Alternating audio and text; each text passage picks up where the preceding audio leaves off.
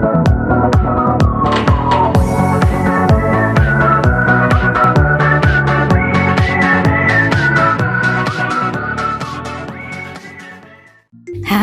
My dear lovely viewers, আসসালামু আলাইকুম। আমি রাহাতারা ফেরদৌস, সবাইকে ওয়েলকাম করছি হৃদয় ফেরদৌস খান চ্যানেলে এবং তার সাথে আরও আমন্ত্রণ করছি আমার চ্যানেলের একটা নতুন এবং হেলদি রেসিপি দেখার জন্য।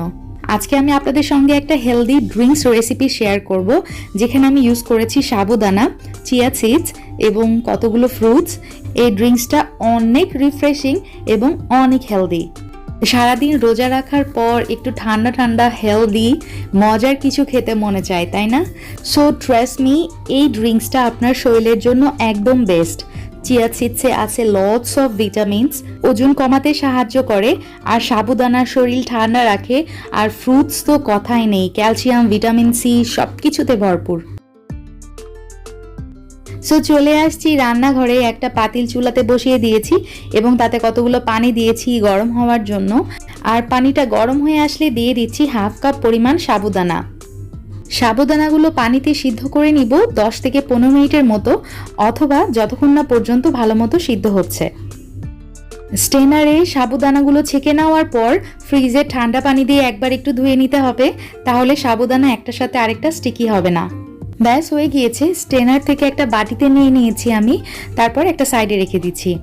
আর এখন আরেকটা বাটিতে এখানে আমি চিয়া সিডস নিয়েছি 2 টেবিল চামচ, এবং তাতে যথেষ্ট পরিমাণ পানি দিতে হবে। একটু বেশি পরিমাণ পানি দিতে হবে, কারণ চিয়া সিডস কিন্তু প্রচুর পানি সোক করে। এখন একটা পাতিলে 3 কাপ পরিমাণ দুধ নিয়ে নিচ্ছি জাল করার জন্য।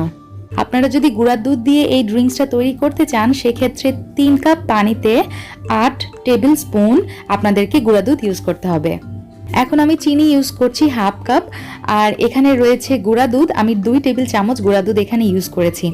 ভিউয়ার্স, আপনারা যদি চিনির পরিমাণ একটু কমিয়ে নিতে চান, সেক্ষেত্রে অবশ্যই এটা আপনাদের টেস্টের উপরে ডিপেন্ড করবে, তবে আমার মতে চিনি একটু কম খাওয়াই ভালো।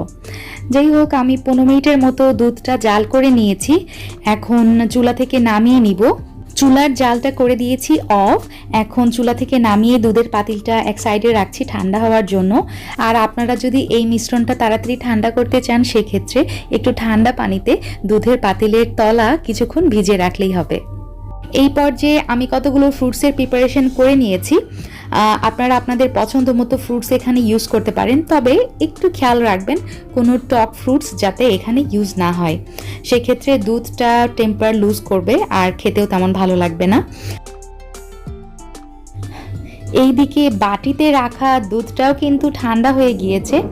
এখন সব ফ্রুটসগুলা, সাবুদানা এবং চিয়া সিডস আমি একে একে এই দুধের মধ্যে মিলিয়ে নিচ্ছি।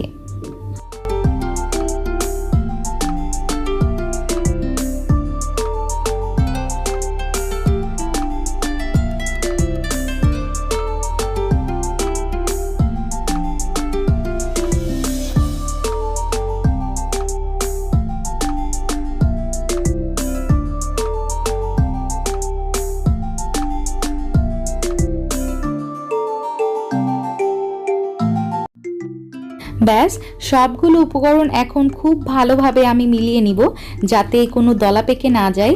যেমন সাবুদানা অথবা চিয়া সিডস দলা পেকে থাকতে পারে, সো সেক্ষেত্রে খুব ভালোভাবে মিক্স করে নিতে হবে। তারপর 2 ঘন্টার জন্য রেফ্রিজারেটরে রেখে দিচ্ছি। 2 ঘন্টা পরে আমার রিফ্রেশিং হেলদি ড্রিঙ্কস একদম রেডি। খেতে অসম্ভব মজা হয়েছে ভিউয়ার্স। মজা হওয়ার পাশাপাশি এটা শরীরের জন্য কিন্তু খুবই উপকারী। বাসায় একবার হলেও ট্রাই করতে পারেন। আমি আমার ভিউয়ার্সদেরকে কখনো নিরাশ করি না আমার রেসিপি নিয়ে। আমি সবসময় চেষ্টা করি সহজভাবে হেলদি কিছু আমার ভিউয়ার্সদের সামনে প্রেজেন্ট করার, কারণ আমি বিশ্বাস করি রান্না সহজই হওয়া উচিত। সবাই ভালো থাকবেন, ইনশাল্লাহ আবার দেখা হবে। সেই পর্যন্ত আল্লাহ হাফেজ, আসসালামু আলাইকুম।